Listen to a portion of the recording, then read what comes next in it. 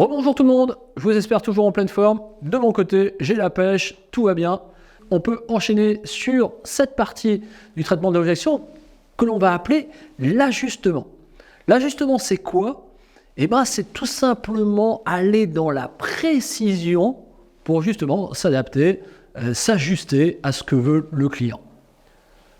Vous allez voir qu'en fait, tout est une question de volonté, tout est une question d'attitude. Je vous le disais dans les précédentes vidéos, mais c'est vraiment votre état d'esprit qui va faire la différence. Si vous avez la volonté de ne pas vous opposer, mais traiter l'objection, alors vous allez être dans une attitude positive qui est intéressante et vous allez pouvoir très tranquillement vous ajuster.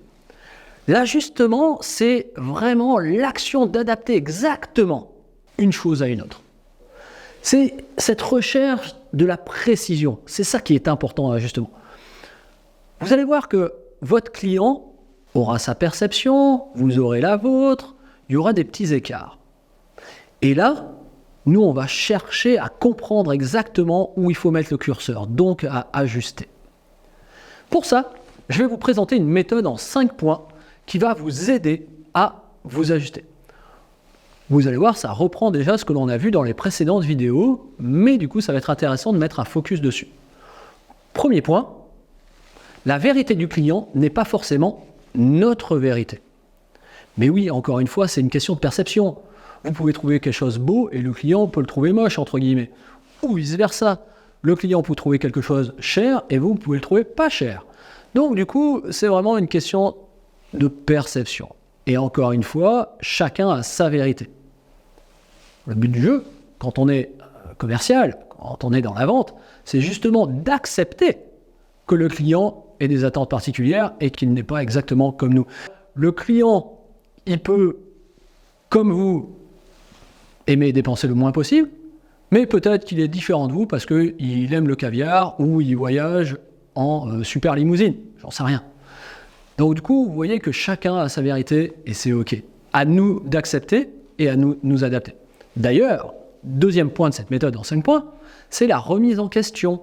Oui, on est des commerciaux, on connaît nos produits, on a fait une découverte, on a argumenté, mais s'il y a objection, eh ben, c'est potentiellement accepter qu'on n'a pas exactement compris ce que souhaitait le client.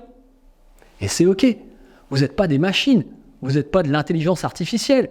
Et donc, du coup, potentiellement, vous n'aurez pas tout capté lors de la découverte des besoins ou vous n'aurez peut-être pas tout dit lors de l'argumentaire. Et c'est tout à fait normal. Pas de panique, encore une fois. Donc, du coup, acceptez de ne pas avoir compris réellement ce que souhaite le client. Restez ouvert, restez à l'écoute. Écoutez ses doutes, repérez ses doutes. Et puis, adaptez-vous et profitez-en pour encore mettre plus de liens qui va nous servir pour la fin de la vente. Donc du coup, les besoins du client aussi, vous allez les faire peut-être évoluer quand vous l'aurez rassuré. Mais le but du jeu, c'est important, nous d'accepter de nous remettre en question et de rester ouvert par rapport à ce qui se passe.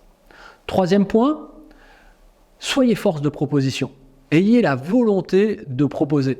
Gardez à l'esprit que, effectivement, malgré vos efforts de compréhension, il se peut qu'il faille proposer autre chose.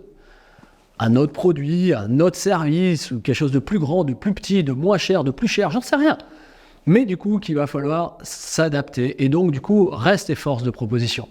Attention, ne faites pas de la proposition pour faire de la proposition, ça n'a pas de sens. Il faut aller toujours vers une proposition commerciale, vous vous souvenez, adaptée, très important. Mais potentiellement, vous avez plusieurs produits qui peuvent répondre à la demande. Donc, du coup, adaptez-vous et soyez force de proposition. Quatrième point, très important. Pour moi, c'est vraiment un des cœurs du métier de commercial, mais augmenter votre capacité d'adaptabilité. C'est très important. Et en augmentant votre capacité d'adaptabilité, vous allez faire aussi en sorte que lui, le client, futur client, prospect, augmente sa capacité d'adaptation. Vous allez jouer avec ça. Plus vous serez en capacité de vous adapter à n'importe quel type de client, à n'importe quel type de personnage, à n'importe quel type d'entreprise, plus ce sera facile pour vous. Donc du coup, c'est vraiment pour moi un des critères essentiels quand je dois recruter des commerciaux. Je ne cherche pas s'ils savent faire, s'ils sont bons, s'ils ne sont pas bons, s'ils ont des diplômes, pas des diplômes. je cherche à savoir quelle est leur capacité d'adaptabilité. Leur capacité d'adaptabilité est fondamentale. Donc votre capacité d'adaptabilité est fondamentale. Travaillez là-dessus.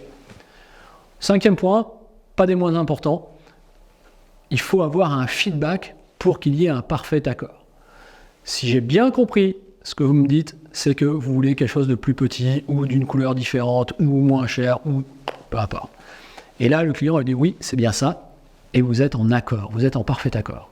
Donc du coup, le lien s'est resserré, il a compris que vous avez compris, vous avez traité son objection, il est rassuré, on va pouvoir avancer.